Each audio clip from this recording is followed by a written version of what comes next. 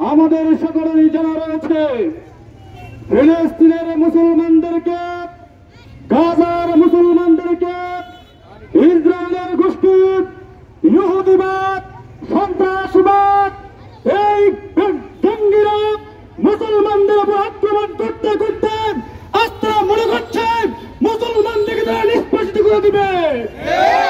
আমাদের পরিষ্কার বক্তব্য, একজন মুসলমান বেঁচে থাকত এই দেশ বিশ্বের মধ্যে ইহুদিদেরকে এই দেশের মধ্যে শাসন করতে আমরা দিব না।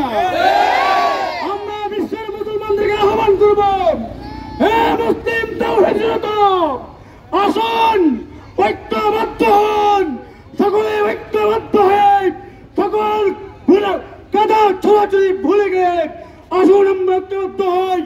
এই কাফের গোষ্ঠী, ইহুদি গোষ্ঠী, ইসরায়েলের বিরুদ্ধে আমরা অস্ত্র ধরি।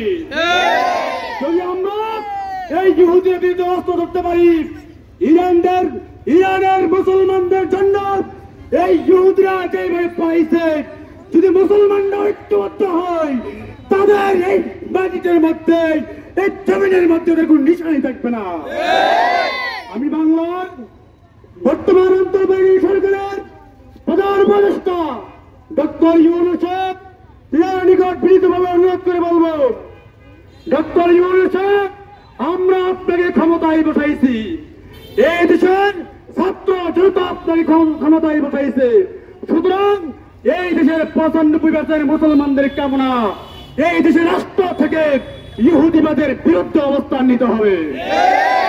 প্রয়োজনে ইহুদিবাদ যারা রয়েছে ইসরায়েল গোষ্ঠী, তাদের সঙ্গে কূটনৈতিক সম্পর্ক সম্পূর্ণভাবে বিচ্ছিন্ন করতে হবে।